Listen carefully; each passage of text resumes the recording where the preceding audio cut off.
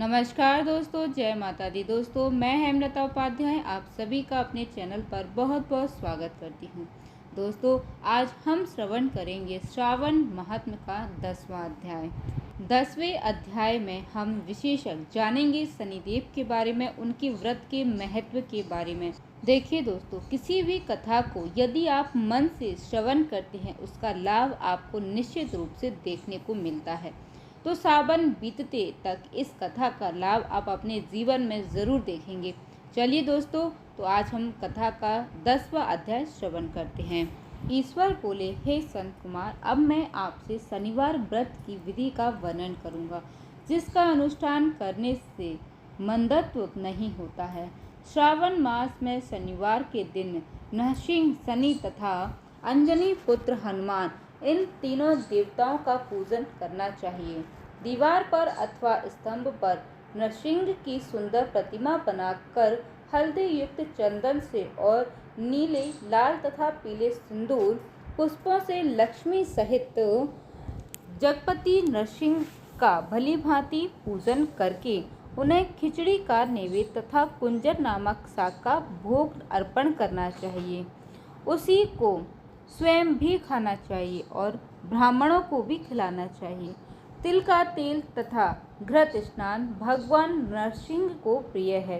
शनिवार के दिन तिल सभी कार्यों के लिए प्रशस्त है।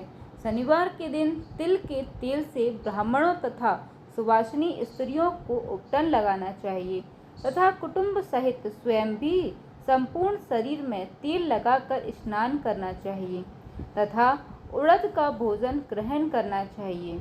इससे भगवान नरसिंह प्रसन्न होते हैं। इस प्रकार श्रावण मास में चारों शनिवारों में इस व्रत को करना चाहिए। जो ऐसा करता है उसके घर में स्थिर लक्ष्मी का वास रहता है और धन धान्य की समृद्धि होती है। पुत्रहीन व्यक्ति पुत्र वाला हो जाता है और इस लोक में सुख भोग कर अंत में वैकुंठ प्राप्त करता है। नरसिंह की कृपा से मनुष्य की चारों दिशाओं में व्याप्त होने वाली उत्तम कीर्ति होती है। हे सौम्य, मैंने आपसे नरसिंह का यह उत्तम व्रत कहा। हे संत कुमार, अब शनि की प्रसन्नता के लिए जो करना चाहिए उसे सुनिए। एक लंगड़े ब्राह्मण और उसके अभाव में किसी ब्राह्मण के शरीर में तिल का तेल लगाकर उसे उष्ण जल से स्नान कराना चाहिए और श्रद्धापूर्वक नरसिंह के लिए बताए गए अन्न अर्थात खिचड़ी उसे खिलानी चाहिए।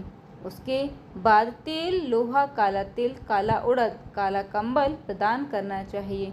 इसके बाद व्रती यह कहे कि मैंने यह सब शनि की प्रसन्नता के लिए किया है, शनिदेव मुझ पर प्रसन्न हो। उसके बाद तिल के तेल से शनि का अभिषेक कराना चाहिए। उनके पूजन में तिल तथा उड़द के अक्षत प्रशस्त माने गए हैं। हे मुने, अब मैं शनि का ध्यान बताऊंगा, आप ध्यान पूर्वक सुनिए। शनैश्वर कृष्ण वर्ण वाले हैं, मंद गति वाले हैं, कश्यप गोत्र वाले हैं, सौराष्ट्र देश में पैदा हुए हैं, सूर्य पुत्र हैं, वर देने वाले हैं, दंड के समान आकार वाले मंडल में स्थित हैं, इंद्र नील मंडलीय तुल्य कांति वाले हैं, हाथों में धनुष बाण त्रिशूल धारण किए हुए हैं, गीत पर आरूढ़ हैं, यम इनके अधिदेवता हैं, ब्रह्मा इनके प्रत्यधिदेवता हैं। ये कस्तूरी अगुरु का गंध तथा गुगुल का धूप ग्रहण करते हैं। इन्हें खिचड़ी प्रिय है। इस प्रकार ध्यान की विधि कही गई है। इनके पूजन के लिए लोहमयी सुंदर प्रतिमा बनानी चाहिए। हे द्विजश्रेष्ठ, इनके निमित्त की गई पूजा में कृष्ण अर्थात काली वस्तु का दान करना चाहिए। ब्राह्मण को काले रंग के 2 वस्त्र देने चाहिए और काले बछड़े सहित काली गौ प्रदान करनी चाहिए। विधि पूर्वक पूजा करके इस प्रकार प्रार्थना तथा स्तुति करनी चाहिए।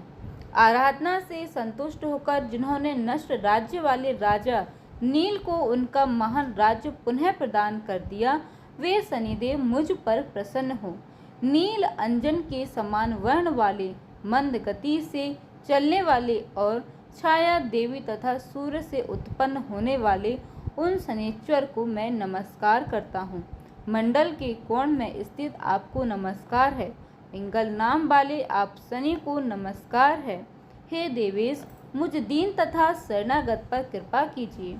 इस प्रकार स्तुति के द्वारा प्रार्थना करके बार बार प्रणाम करना चाहिए। 3 वर्णों ब्राह्मण, क्षत्रिय, वैश्य के लिए शनि के पूजन में शनो देवी इस वैदिक मंत्र का प्रयोग बताया गया है और शूद्रों के लिए पूजन में नाम मंत्र का प्रयोग बताया गया है। जो व्यक्ति दत्तचित्त होकर इस विधि से शनिदेव का पूजन करेगा उसे स्वप्न में भी शनि का भय नहीं होगा। हे विप्र, जो मनुष्य श्रावण मास में प्रत्येक शनिवार के दिन भक्ति पूर्वक इस विधि से व्रत को करेंगे उन्हें शनिश्चर के द्वारा लेश मात्र भी कष्ट नहीं होगा। जन्म राशि से पहले, दूसरे, चौथे, 5वें, 7वें, 8वें, 9वें तथा 12वें स्थान में स्थित शनि सदा कष्ट पहुंचाता है। शनि की शांति के लिए समांगिनी इस मंत्र का जप करना बताया गया है। उसकी प्रसन्नता के लिए इंद्रनील मणि का दान करना चाहिए।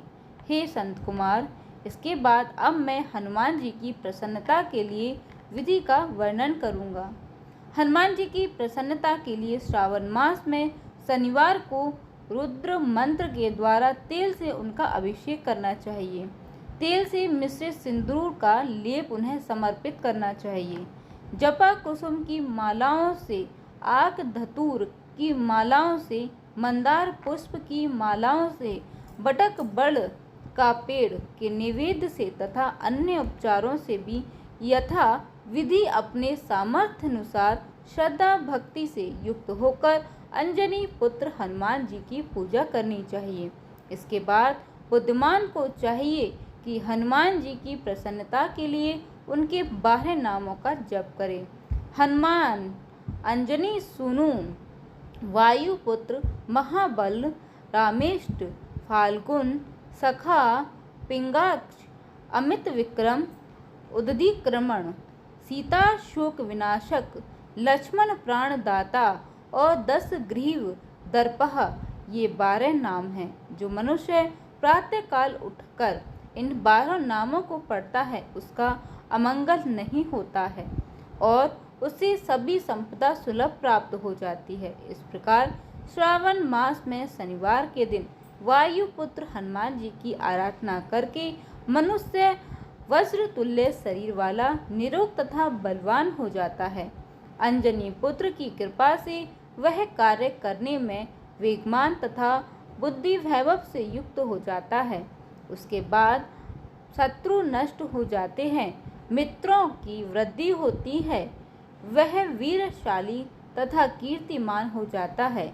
यदि साधक हनुमान जी के मंदिर हनुमंत कवच का पाठ करे तो वह अणिमा आदि 8 सिद्धियों का स्वामित्व प्राप्त कर लेता है और यक्ष, राक्षस तथा वेताल उसे देखते ही कंपित तथा भयभीत होकर वेग पूर्वक 10 दिशाओं में भाग जाते हैं।